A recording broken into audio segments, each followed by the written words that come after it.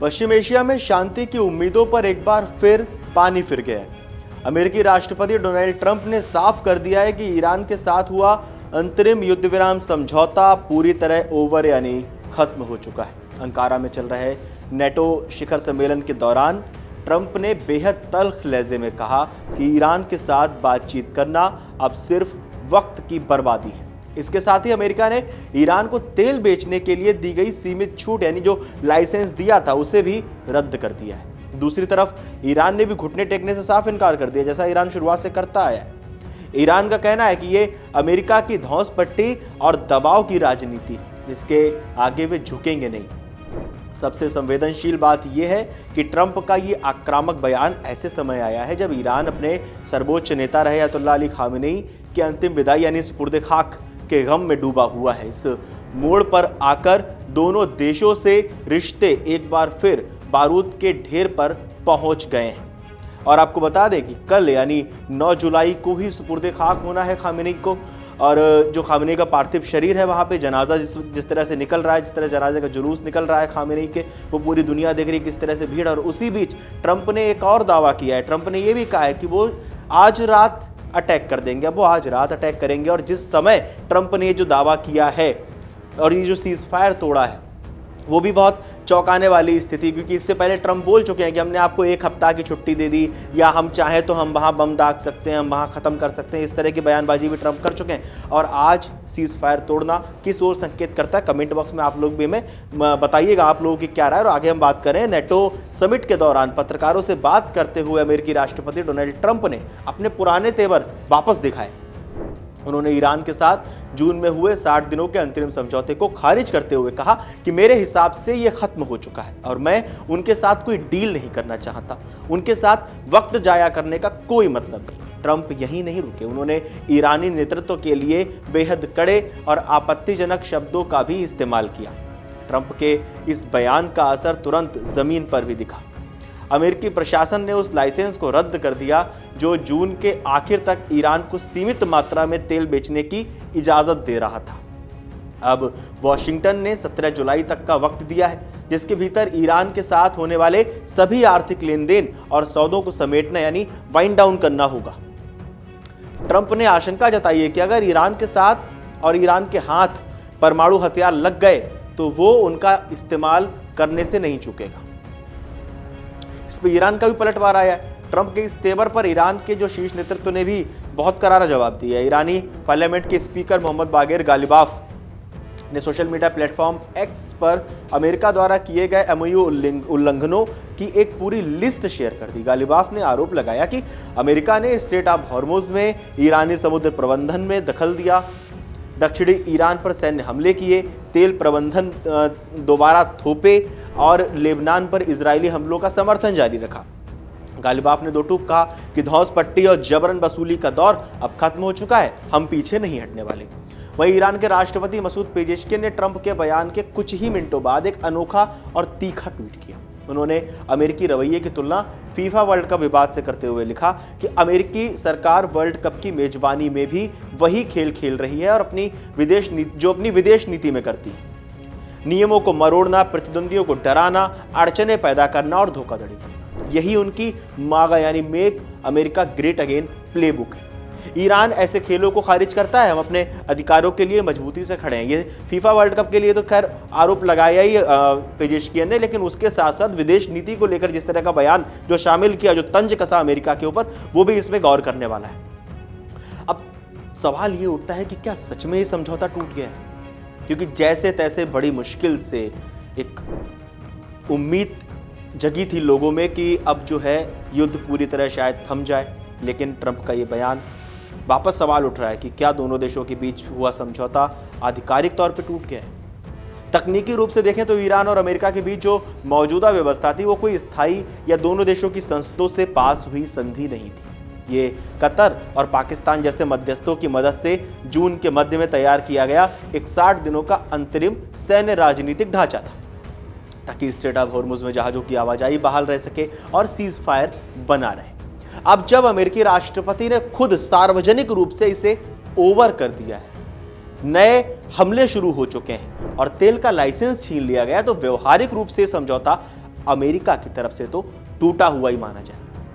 Iran भी अब इसे एक भरोसेमंद फ्रेमवर्क नहीं मान रहा है। अगर हम इस पूरे जो तनाव है ना उसकी क्रोनोलॉजी समझें जून से जुलाई तक की, तो कुछ इस तरह की है कि इस संकट को समझने के लिए पिछले कुछ हफ्तों की कड़ियों को भी जोड़ना बहुत जरूरी है। अप्रैल 2026 से शुरुआत करते हैं। इस्लामाबाद में 20 घंटे तक मैराथन शांति वार्ता चली जो बेनतीजा रही।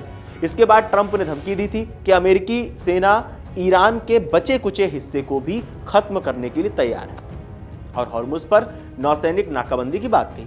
उसके बाद 7 अप्रैल को इसके बाद 2 हफ्ते का सीजफायर हुआ, जिसका भारत ने स्वागत करते हुए कहा था कि व्यापार का रास्ता खुला रहना चाहिए। फिर तारीख आती है 25 अप्रैल की। ट्रंप ने अपनी इस्लामाबाद यात्रा अचानक रद्द कर दी और कहा कि फोन पर ही बात हो सकती है। इतनी दूर जाना वक्त की बर्बादी है। शांति प्रक्रिया फिर लटक गई। जून के मध्य की अगर बात करें तो कतर और पाकिस्तान की कोशिशों से आखिरकार एक अंतरिम एमओयू बना। इसके तहत 22 जून को अमेरिकी ट्रेजरी ने ईरानी तेल बेचने के लिए एक सीमित जनरल लाइसेंस जारी किया। उसके बाद जून का आखिरी हफ्ता आता है। हॉर्मुज और दक्षिणी ईरान में फिर से झड़पें और हमले बढ़े। अमेरिका ने कहा कि वो व्यापारिक जहाजों पर होने वाले ईरानी हमलों की कीमत वसूल रहा है। फिर तारीख आती है 7 जुलाई की। अमेरिका ने ईरान के ठिकानों पर अब तक के सबसे बड़े हवाई हमले किए और तेल लाइसेंस वापस ले लिया। फिर तारीख है 8 जुलाई। ट्रंप ने नेटो समिट में डील खत्म होने का ऐलान किया और ईरान ने इसके खिलाफ अपना नैरेटिव सेट कर दिया। अब अमेरिकी हमलों की जो भयावहता और टाइमिंग है वो भी बहुत मायने रखती है। अमेरिकी अधिकारियों के मुताबिक हाल ही में बंदर अब्बास, सीरिक और केश्म द्वीप पर जो सैन्य हमले किए गए वे पहले के मुकाबले 4 से 5 गुना ज्यादा बड़े और विनाशकारी थे। अमेरिका का दावा है कि हॉर्मुज जलडमरू मध्य के पास कमर्शियल जहाजों पर जो हमले हो रहे थे उनके पीछे सीधे तौर पर ईरान का हाथ था और यह कार्रवाई उसी का जवाब है। दूसरी ओर ईरानी सेना ने इसे एक खुला हमला बताते हुए चेतावनी दी कि हॉर्मुज जलमार्ग में सुरक्षा की शर्तें सिर्फ ईरान तय करेगा। किसी बाहरी ताकत की दखलंदाजी बर्दाश्त नहीं होगी। इस पूरे घटनाक्रम की टाइमिंग बेहद संवेदनशील है। ईरान इस वक्त अपने दिवंगत सर्वोच्च नेता अयतुल्लाह अली खामेनी की 7 दिवसीय 3 से 9 जुलाई की अंतिम यात्रा के शोक में है। उन्हें 9 जुलाई को मशहद में इमाम रजा की दरगाह पर सुपुर्द खाक किया जाना है। ट्रंप का यह बयान इस रस्म से ठीक एक दिन पहले आया, जैसा अभी हमने आपको बताया। विश्लेषकों का मानना है कि अमेरिका इस टाइमिंग के जरिए यह संदेश देना चाहता है कि वो शोक के माहौल में भी ईरान के प्रति कोई नरमी नहीं दिखाएगा। दूसरी तरफ ईरान इस पूरे हफ्ते को मजहबी शहादत और राजनीतिक प्रतिरोध के एक बड़े प्रतीक में बदल रहा है ताकि नए सुप्रीम लीडर मुस्तफा खामेनी की स्वीकार्यता और अमेरिकी विरोध के नाम पर घरेलू समर्थन को और मजबूत किया जा सके। अब सवाल और डर दोनों शायद आप लोगों के मन में भी होगा, क्या बातचीत के सारे रास्ते बंद हो गए? भले ही ट्रंप सार्वजनिक रूप से नो टॉक की नीति अपना रहे हो, लेकिन कूटनीति के जानकारों का कहना है कि पर्दे के पीछे की कहानी अलग हो सकती है। इस्लामाबाद और मस्कट की वार्ताओं का इतिहास रहा है कि ट्रंप पब्लिक में कड़े तेवर दिखाते हैं, मैक्सिमम प्रेशर पॉलिसी दिखाते हैं, लेकिन बैक चैनल और थर्ड पार्टी मध्यस्थों जिसमें पाकिस्तान का नाम भी शामिल रहा, कतर का नाम भी शामिल रहा, ओमान का नाम भी शामिल रहा, बहरीन का नाम भी शामिल रहा, उनके जरिए बातचीत की खिड़की खुली रखते हैं। संभव है कि यह बयान भी ईरान को नए सिरे से बातचीत की मेज पर लाने और अपनी शर्तों को मनवाने की एक रणनीति हो। सवाल यही उठता है कि आगे क्या हो सकता है? ऊर्जा संकट और क्षेत्रीय युद्ध का खतरा बढ़ सकता है क्या? क्योंकि जब ईरान की बात होती है तो हॉर्मुज जलडमरू बंद की बात होती है, उसकी बात होती है तो फिर ऊर्जा संकट की बात होती है। इस समझौते के टूटने का सीधा असर दुनिया के बाजारों और सुरक्षा व्यवस्था पर पड़ सकता है। एनर्जी मार्केट में उबाल, अगर स्ट्रेट ऑफ हॉर्मुज में तनाव और ज्यादा बढ़ता है या नाकेबंदी होती है तो कच्चे तेल और एलपीजी एलएनजी कीमतों में भारी उछाल आ सकता है, जिससे वैश्विक अर्थव्यवस्था प्रभावित होगी।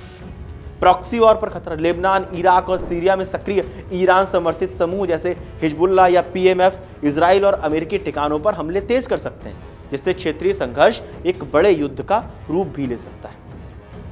9 जुलाई को खामेनी के सुपुर्द खाक होने के बाद इस अमेरिकी दबाव का सामना सैन्य मोर्चे पर करता है ईरान या फिर किसी गुप्त बैक चैनल डिप्लोमेसी के जरिए तनाव को कम करने का रास्ता चुनता है अमेरिका और ईरान? क्या कुछ हो सकता है? आप हमें कमेंट बॉक्स में जरूर बताएं। और जिस तरह से ये पूरा मामला करवट लेता हुआ नजर आ रहा है, समझ में ही नहीं आ रहा कि आग बुझेगी कि नहीं बुझेगी, कैसे ट्रंप को सेटिस्फैक्शन मिलेगा, कैसे ईरान को सेटिस्फैक्शन मिलेगा कि भाई अब युद्ध खत्म कर दिया जाए या सीजफायर पूरी तरह से लागू कर दिया जाए। दोनों लोगों की शर्तें जो है वो शर्तें कब और कैसे मानी जाएंगी, कब तक ये सीजफायर टूटता रहेगा और किस तरह से होर्मुज जलडमरू मध्य जो है वो बारूद के एक साए में बना रहेगा। वहां के जो जहाज गुजरने वाले हैं, कब वो जहाज फ्री होकर गुजर पाएंगे, कब वैश्विक अर्थव्यवस्था वापस से अपने सुचारू रूप में चल पाएगी।